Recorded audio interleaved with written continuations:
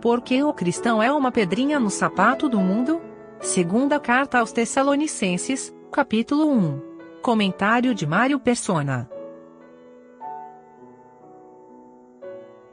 Quando algum elemento estranho entra no nosso corpo, seja uma bactéria, um vírus, um espinho, qualquer coisa, até mesmo um órgão transplantado, acontece uma verdadeira revolução, porque o corpo é dotado de sistemas de defesa. Eu não sei se são os glóbulos brancos, né? Que atacam o invasor. Eu faltei, acho que nessa aula de biologia. Mas o invasor é atacado.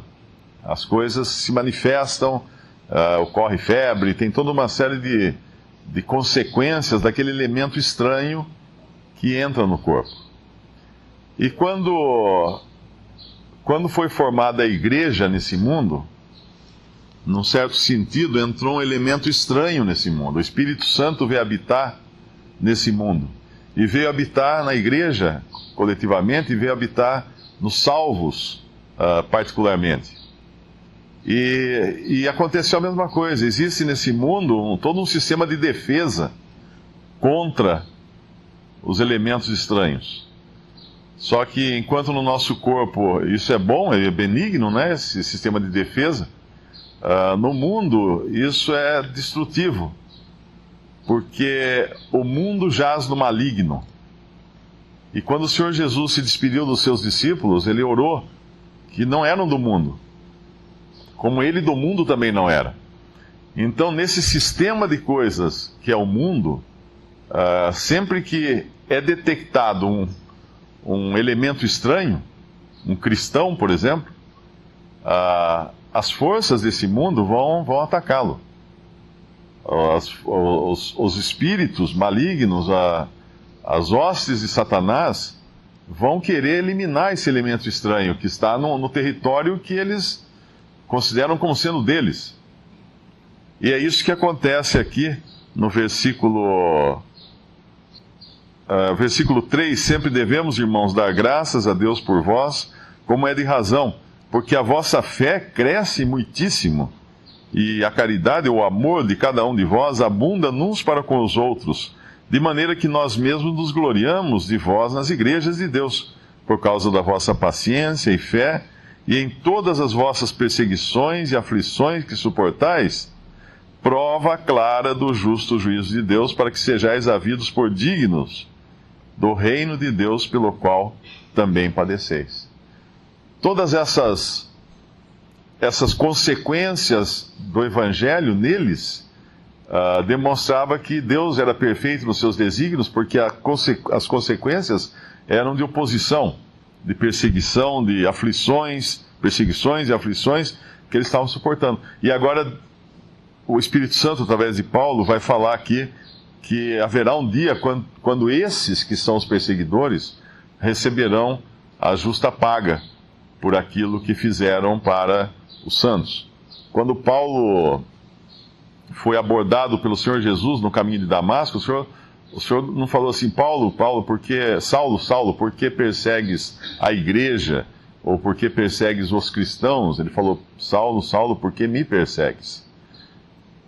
Cada vez que há um ataque contra os que são de Cristo nesse mundo, o Senhor toma isso como um ataque direto a Ele. Por isso que no versículo 7, versículo 6, se de fato é justo diante de Deus, que deem paga tribulação aos que vos atribulam. E a vós que sois atribulados, descanso conosco, quando se manifestar o Senhor Jesus desde o céu com os anjos do seu poder, como labareda de fogo, tomando vingança dos que não conhecem a Deus e dos que não obedecem ao Evangelho de nosso Senhor Jesus Cristo, os quais por castigo padecerão eterna perdição ante a face do Senhor e a glória do seu poder, quando o Senhor vier para ser glorificado nos seus santos e para se fazer admirável naquele dia em todos os que creem, porquanto o vosso testemunho foi crido entre vós. Deus vai dar a paga. Aqui não necessariamente é simultânea a coisa. Nós entenderemos melhor se nós lermos o versículo 6 da seguinte maneira: disse, se de fato é justo diante de Deus que dê em paga tribulação aos que vos atribulam, quando se manifestar o Senhor Jesus desde o céu com os anjos do seu poder. Porque na realidade ele está falando de duas coisas aqui. E a vós que sois atribulados, descanso conosco. Eu creio que isso acontece antes dessa manifestação do Senhor Jesus desde o céu com os anjos do seu poder, quando ele virá para julgar a terra, julgar as nações na terra, como labareda de fogo, etc. Só uma figura que ajuda a entender o que é Cristo ser glorificado na igreja, como fala aqui, para ser glorificado nos seus santos, aliás, para se fazer admirável naquele dia em todos os que creem. Cristo se fazer admirável nos que creem. É só a gente pensar no sol e na lua. Quando a gente vê a lua à noite, nós ficamos impressionados com a sua beleza, né? Quanto mais brilhante ela estiver, mais bonita fica a lua. Mas se nós analisarmos, nós conhecemos isso, a lua é feia. A lua é feia, toda enrugada, só cheia de crateras, ela é escura. A lua não tem luz própria, não tem nada dela. E por que nós admiramos a lua? Por causa do sol.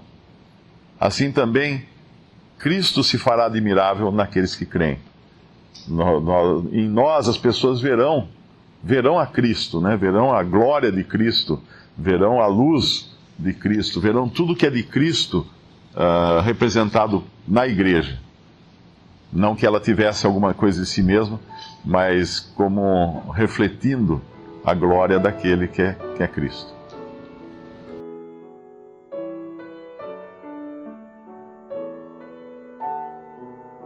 Visite Respondi.com.br. Visite também 3minutos.net.